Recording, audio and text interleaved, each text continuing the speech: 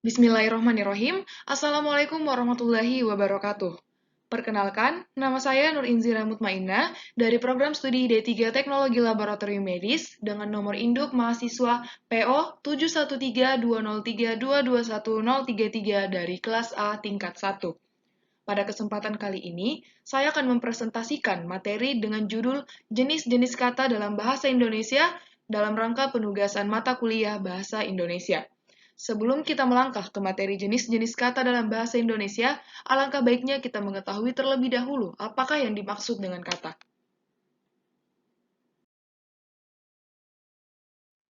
Kata merupakan unsur terkecil dalam bahasa Indonesia berupa kumpulan dari beberapa huruf yang memiliki arti dan makna tertentu, sehingga kata ini dapat berfungsi dalam membentuk sebuah kalimat sesuai dengan pemakaian susunan katanya masing-masing. Untuk jenis kata yang pertama, yaitu kata benda. Kata benda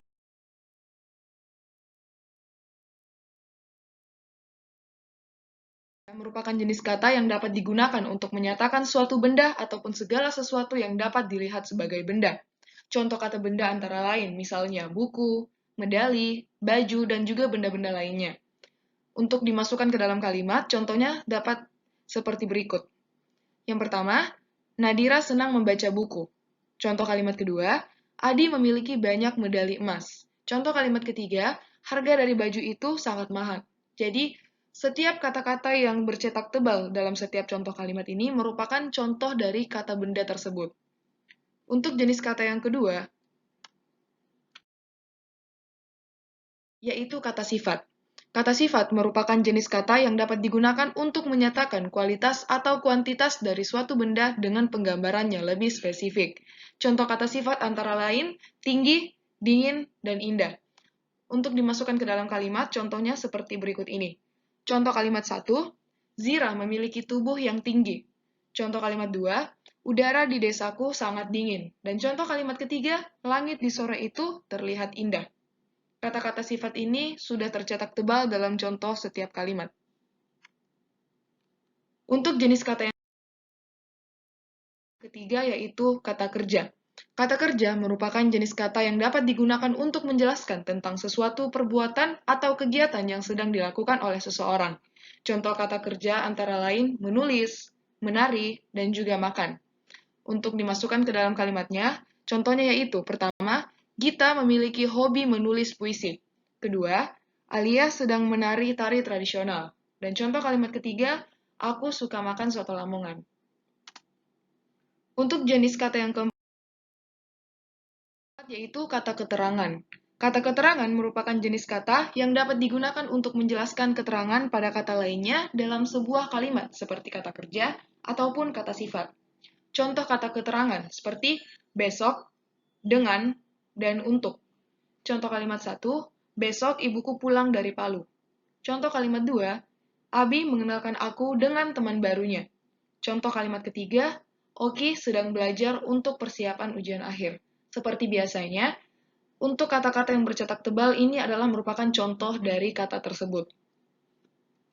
Lanjut ke jenis kata yang kelima, yaitu kata bilangan. Kata bilangan merupakan jenis kata yang dapat digunakan untuk menyatakan jumlah benda atau urutan dalam suatu hal tertentu dengan ukuran hitungan. Contoh kata bilangan yaitu 5, pertama, dan banyak. Jadi untuk khusus kata banyak di sini, dia berupa hitungan yang tidak bisa disebutkan secara jelas ada berapa jumlah bilangan tersebut. Untuk contoh kalimat pertama, 5 siswa di kelasku tidak hadir. Jadi dalam kalimat ini menyatakan bahwa 5 orang di dalam kelas tersebut tidak hadir. Untuk contoh kalimat kedua, aku selalu meraih peringkat pertama. Jadi dalam kalimat ini menyatakan bahwa aku selalu meraih peringkat ke-1 dalam kelasnya itu. Jadi bukan disebut sebagai ke-1 tetapi pertama. Dan untuk contoh kalimat ketiga, Sarah memiliki banyak prestasi. Jadi dalam kalimat ini tidak disebutkan secara spesifik ada berapa jumlah prestasinya. Untuk contoh jenis kalimat yang berikutnya yaitu kata ganti. Kata ganti merupakan jenis kata yang dapat digunakan sebagai pengganti dari subjek atau objek dalam sebuah kalimat secara tidak langsung. Contoh kata ganti seperti saya, beliau, dan sini. Contoh kalimat 1, saya adalah seorang mahasiswa berprestasi. Contoh kalimat 2, beliau sangat berjasa dalam hidup saya. Contoh kalimat 3, hijrah selalu ke sini setiap pulang dari kuliah. Untuk contoh kalimat 1, di sini yang menjadi kata gantinya adalah saya, yang dimana saya ini adalah seorang mahasiswa berprestasi. Untuk contoh kalimat kedua, yaitu beliau sangat berjasa. Jadi, dari kata beliau ini, kita menyinggung seseorang yang berjasa dalam hidup saya. Dan contoh kalimat ketiga yaitu, hijrah selalu ke sini setiap pulang dari kuliah. Jadi, untuk kata sini yang bercetak tebal tersebut, itu tidak dijelaskan secara spesifik kemana perginya hijrah ini setiap pulang dari kuliah. Yang jelas, kata gantinya di situ diganti sebagai kata sini. Untuk contoh jenis kata kalimat yang berikutnya yaitu kata tugas. Kata tugas merupakan jenis kata yang tidak memiliki makna yang tetap, sehingga hanya berfungsi sebagai penghubung dan maknanya menyesuaikan dengan konteks kalimatnya. Contoh kata tugas seperti dari, atau, dan bahwa. Contoh kalimat 1, Yulia baru saja datang dari Bandung. Contoh kalimat kedua, kamu mau memakai baju biru atau putih? Dan contoh kalimat ketiga, Shiva menjelaskan bahwa kakaknya tidak bersalah. Nah, untuk kata dari pada contoh kalimat 1, di sini menerangkan bahwa Yulia ini baru saja datang dari Bandung. Di sini ada menunjukkan bahwa kata tugasnya ini menerangkan Yulia baru saja datang dari satu tempat yang dimana tempat ini adalah kota Bandung. Nah, untuk contoh kalimat kedua, kamu mau memakai baju biru atau putih. Kata atau di sini menegaskan bahwa subjek kamu menerangkan bahwa kita yang menjadi lawan bicara dari kata kamu ini ditugaskan untuk memilih apakah kita mau memilih baju biru atau putih. Nah, contoh kalimat ketiga, Shiva menjelaskan bahwa kakaknya tidak bersalah. Jadi dari kalimat ketiga ini, Shiva mengerjakan sesuatu yang dimana dia menjelaskan bahwa kakaknya tidak bersalah. Untuk jenis kalimat yang berikutnya, jenis kata yang berikutnya yaitu kata abstrak. Kata abstrak merupakan jenis kata yang tidak memiliki wujud secara fisik dan memiliki banyak makna tertentu sesuai dengan konteks kalimatnya, sehingga kita membutuhkan pemahaman agar dapat mengerti mengenai maksud dari kalimat abstrak tersebut. Contoh kata abstrak antara lain indah, semangat, dan bahagia. Jadi, dari contoh kata abstrak ini, kita tidak bisa melihat secara spesifik seperti apakah bentuk indah, semangat, dan bahagia itu. Tetapi, kita bisa merasakan dari kata-kata ini. Nah, contoh kalimat pertama yaitu, taman bunga di samping rumahku sangat indah. Contoh kalimat dua, tim dari kampusku sangat semangat untuk memenangkan lomba ini. Dan kalimat ketiga, Vira sangat bahagia karena telah sembuh dari penyakitnya. Jadi kata abstrak ini sebenarnya adalah kata-kata yang berupa kata-kata yang tidak menampilkan wujud. Jadi dia tidak memiliki wujud dan tidak bisa dilihat dengan secara kasat mata. Makanya dia berupa kata-katanya berupa kata indah, semangat, dan bahagia. Atau mungkin contoh lain bisa cinta ataupun jenis kata abstrak lainnya. Untuk jenis kata berikutnya yaitu ke-9, kata konkret. Kata konkret merupakan jenis kata yang memiliki wujud secara fisik dan sehingga memiliki makna yang jelas dan dapat dilihat, diraba, dan dirasakan oleh semua indera. Jadi perbedaan antara kata konkret dan juga kata abstrak ini adalah kalau kata abstrak itu tidak bisa dilihat secara wujud, tetapi kalau kata konkret itu bisa dilihat secara wujud. Jadi bentukannya ini jelas benar-benar terpampang di depan mata. Nah, contoh kata konkret misalnya piano, tas, dan kampus. Mungkin dari kata konkret ini mirip-mirip dengan kata benda, karena kata benda pun juga bisa dilihat secara wujud.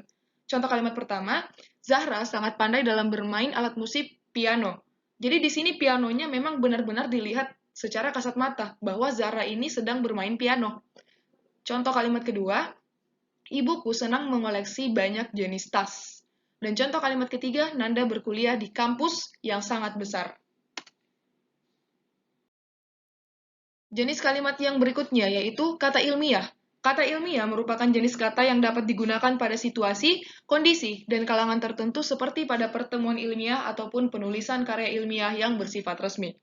Contoh kata ilmiah antara lain dinamika, orientasi, dan retorika. Jadi, contoh-contoh kata ilmiah ini berupa kata-kata yang digunakan dalam suatu hal yang bersifat resmi. Nah, contoh kalimatnya, yang pertama, dinamika yang ada di organisasiku sangat beragam. Contoh kalimat 2, hari ini kampusku sedang melaksanakan masa orientasi bagi mahasiswa baru. Dan contoh kalimat 3, temanku memiliki retorika yang sangat bagus. Jenis kata yang berikutnya, yaitu kata umum.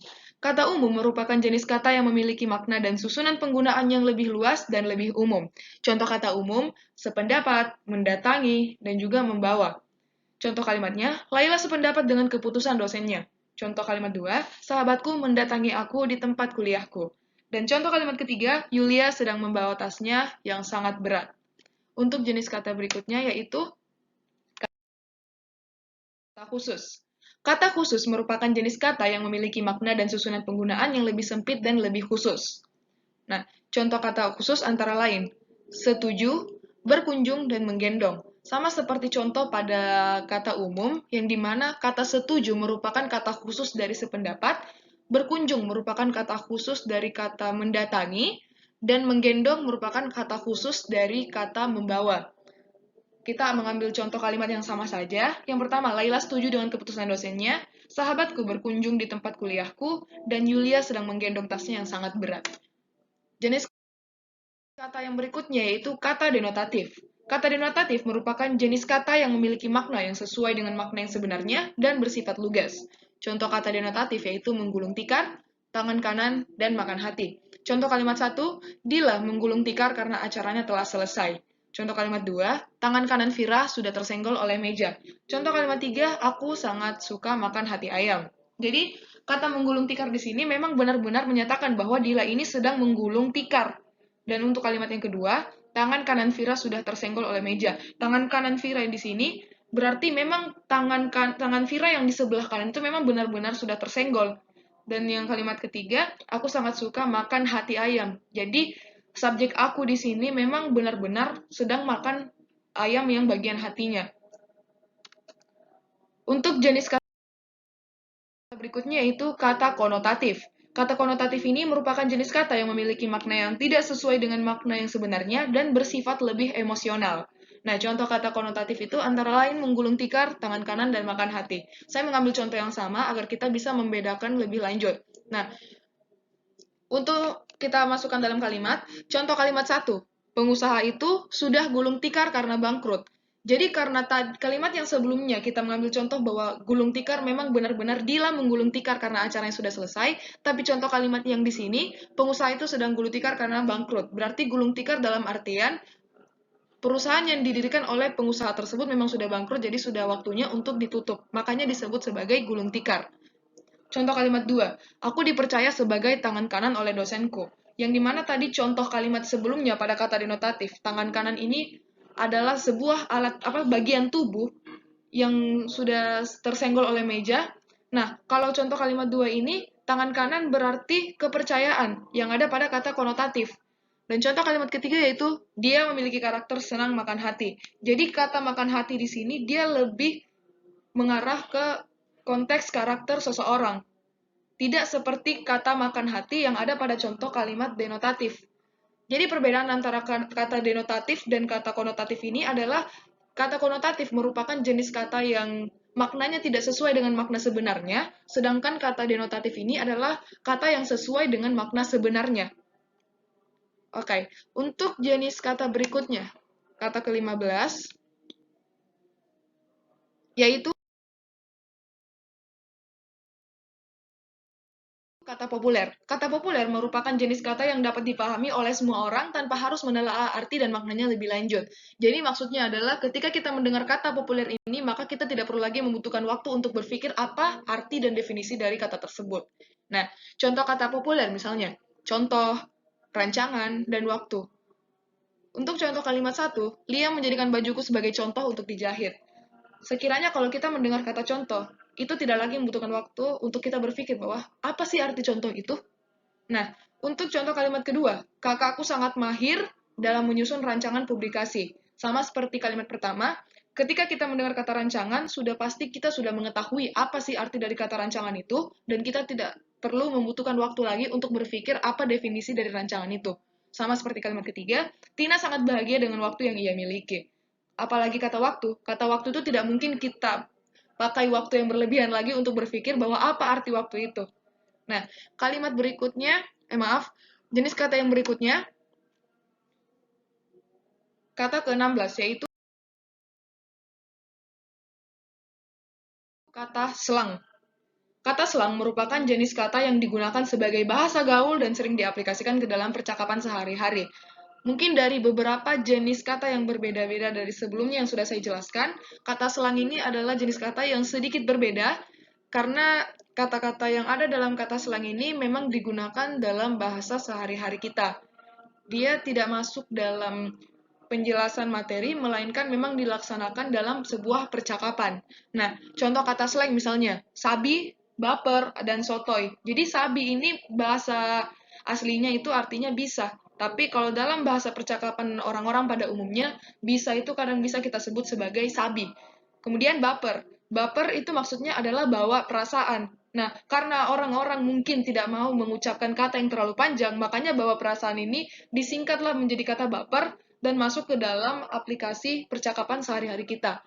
Dan yang ketiga itu sotoy. Sotoy itu artinya sok tahu. Nah, karena kita ini hidup dalam komunikasi yang sudah sangat gaul, apalagi dengan melihat perkembangan zaman, makanya banyak sekali bahasa-bahasa yang mungkin sudah terubah dengan sendirinya karena adanya kebiasaan. Nah, contoh kalimatnya yang pertama, aku sabi kerja kelompok sih malam ini.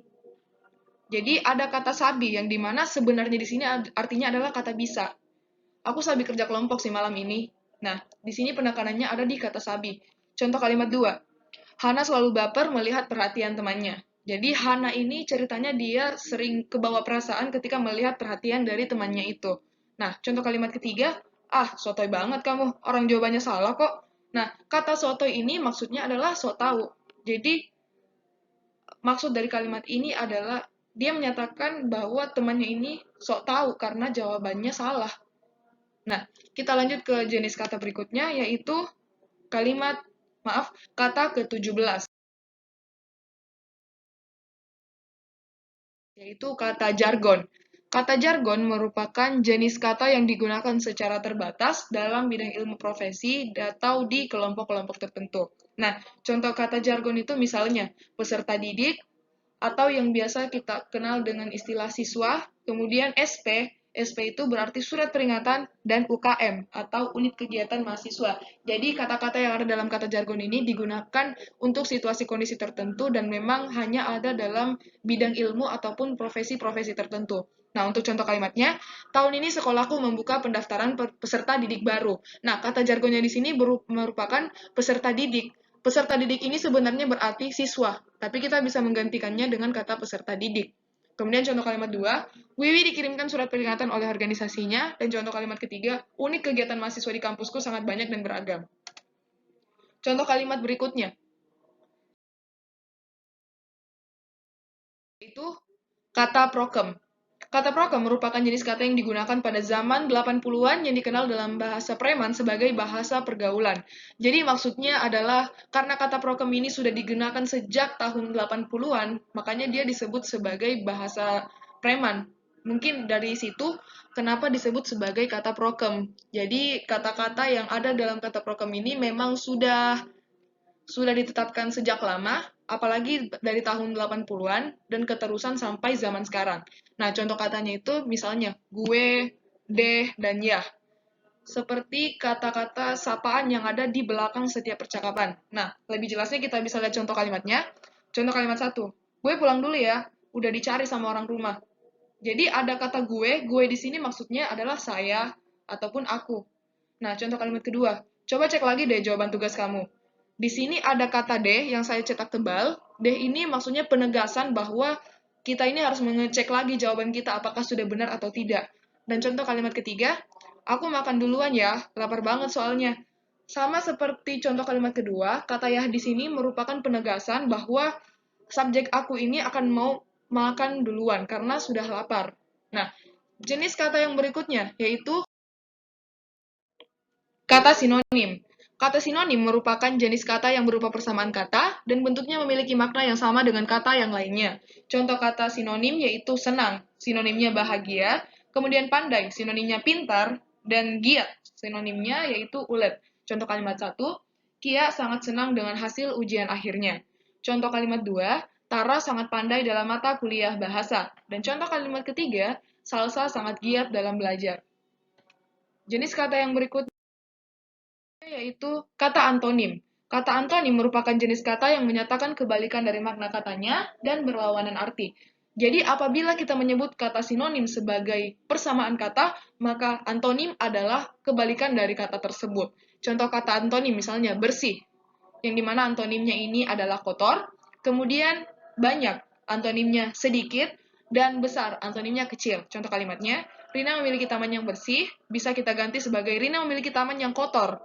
Kemudian, Nia memiliki banyak koleksi baju, bisa diganti dengan Nia memiliki sedikit koleksi baju. Dan contoh kalimat ketiga yaitu ukuran sepatuku sangat besar, bisa diganti dengan ukuran sepatuku sangat kecil. Contoh kata berikutnya yaitu kata homograf. Kata homograf merupakan jenis kata yang memiliki penulisan yang sama tetapi memiliki makna dan pelafalan yang berbeda. Contoh kata homograf misalnya apel, tahu, dan seri.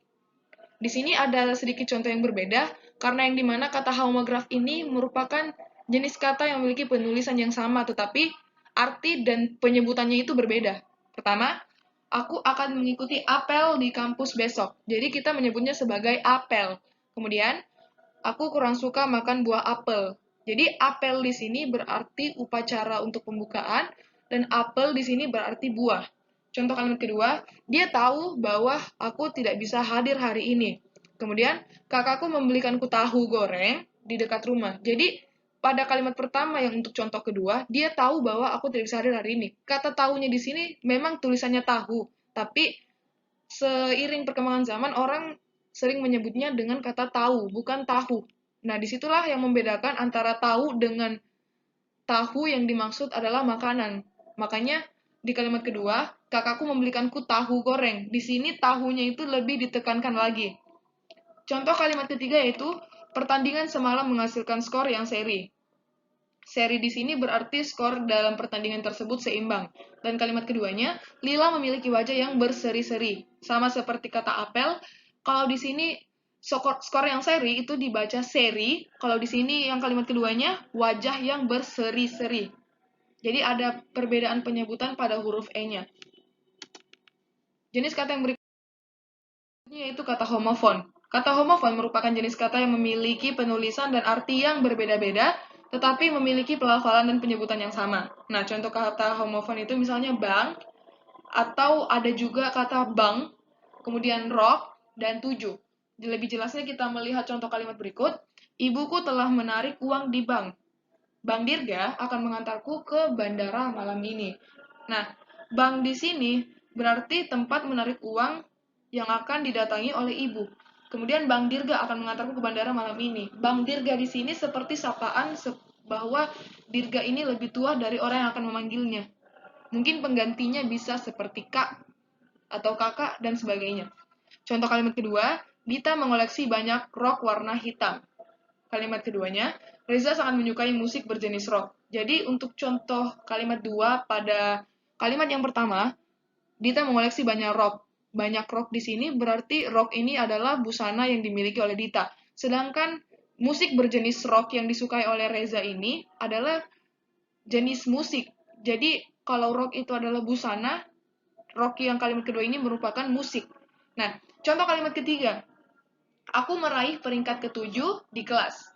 Lani tidak mengetahui alamat yang akan ia tuju. Jadi berbeda antara kata peringkat ketujuh, yang dimana ketujuh ini adalah berupa angka, dan yang kedua yaitu Lani tidak mengetahui alamat yang akan ia tuju. Tuju di sini maksudnya adalah tujuan Lani akan mau ke alamat yang mana.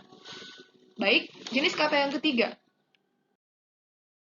yaitu kata polisemi. Kata polisemi merupakan jenis kata yang memiliki makna dan arti yang lebih dari satu. Contoh kata polisemi misalnya akar, bulan, dan bintang. Lebih jelasnya kita lihat contoh kalimat berikut. Yuni belum menemukan akar permasalahannya. Akar pohon di depan rumahku telah tumbang di jalanan. Jadi maksud Yuni di sini belum menemukan akar permasalahannya berarti dia belum menemukan titik temu ataupun belum menemukan poin intinya apa permasalahan yang dari permasalahan yang dia alami. Makanya dia disebut sebagai akar.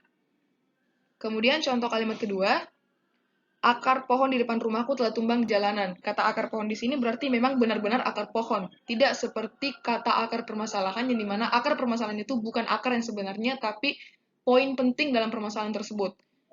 Sama seperti contoh kalimat kedua, Rika berulang tahun di bulan Februari. Bulan purnama di malam hari ini sangat indah. Nah, bulan Februari di sini maksudnya adalah nama-nama bulan yang ada dalam satu tahun. Dan bulan purnama ini merupakan nama bulan yang ada di langit. Nah, contoh kalimat ketiga, acara sekolahku mengundang bintang tamu ternama. Kemudian, bintang di langit malam hari ini sangat bercahaya. Mengundang bintang tamu di sini berarti mengundang orang yang akan mengisi acara tersebut, dan bintang di langit malam hari ini berarti kata bintang ini merupakan benda ruang angkasa yang ada di malam hari tersebut. Nah, jenis kata berikut yaitu kata sinestesia. Kata sinestesia merupakan jenis kata yang menggunakan alat indera untuk ditujukan kepada indera yang lain sebagai bentuk objek. Contoh kata sinestesia seperti tajam, kasar, dan mulus. Contoh kalimatnya, yang pertama, tatapan yang dikeluarkan olehnya sangat tajam. Contoh kalimat kedua, dia berbicara sangat kasar kepadaku. Dan contoh kalimat ketiga, proses yang dia lalui untuk mempersiapkan ujian akhirnya sangat mulus dan sukses. Contoh kalimat berikutnya yaitu kata peoratif. Kata peoratif merupakan jenis kata yang digunakan pada makna yang telah mengalami perubahan menjadi lebih buruk, serta kasar atau kedudukannya lebih rendah dari makna kata yang sebelumnya. Contoh kata peoratif antara lain mati, yang dimana bahasa lebih halusnya yaitu meninggal, kemudian kata cerai, yang dimana kata halusnya itu talak, dan yang ketiga, bini, yang dimana kata halusnya itu adalah istri. Contoh kalimatnya, yang pertama, penjahat itu telah mati karena dibunuh. Contoh kalimat dua, guruku baru saja bercerai dengan suaminya. Dan contoh kalimat ketiga, biniku memasak masakan yang enak hari ini.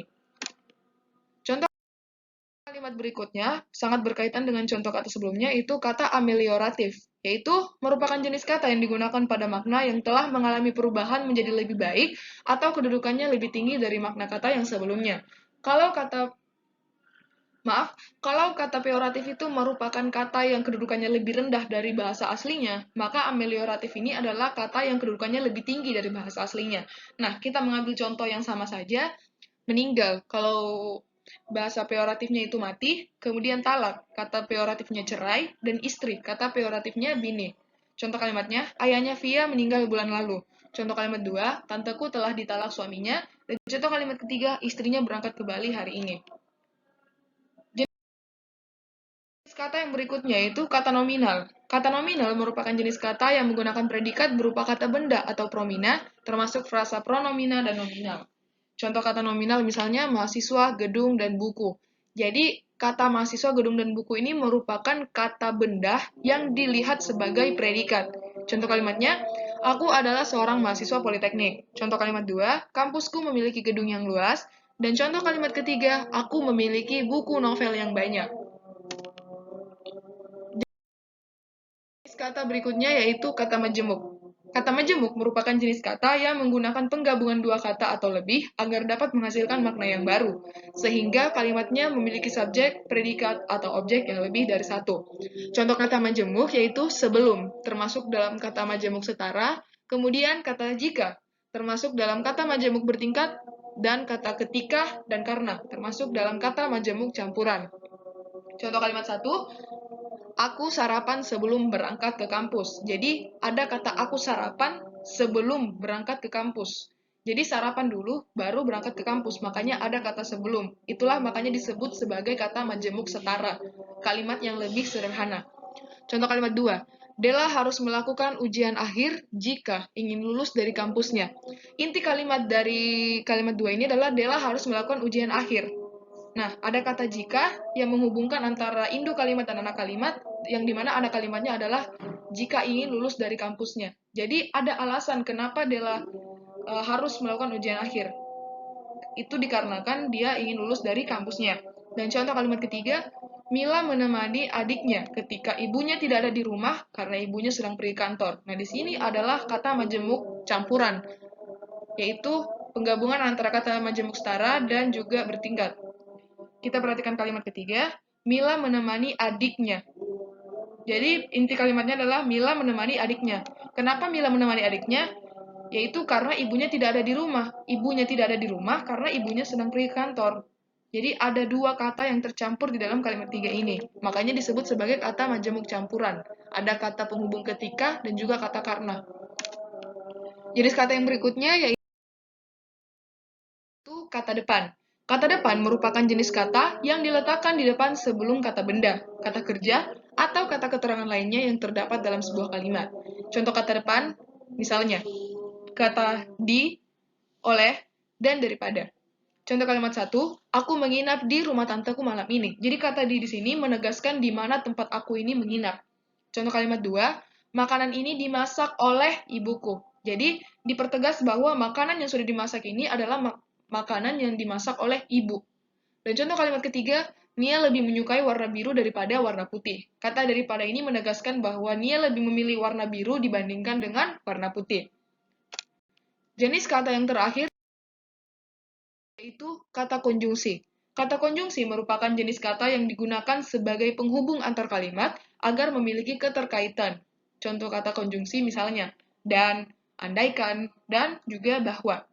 Contoh kalimat satu, Yulia baru saja datang dari Bandung. Kata dari di sini menegaskan bahwa Yulia itu baru datang. Datangnya dari mana? Datang dari kota Bandung.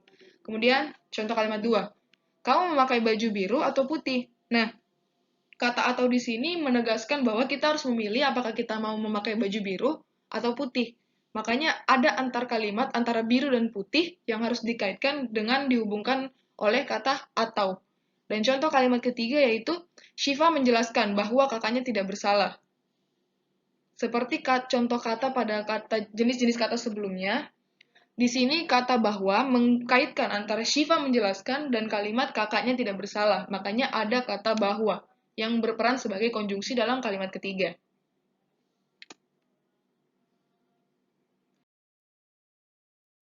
Baik, itu saja yang dapat saya sampaikan pada presentasi materi kali ini. Kurang dan lebihnya saya mohon maaf. Wabillahi taufiq wal hidayah. Wassalamualaikum warahmatullahi wabarakatuh.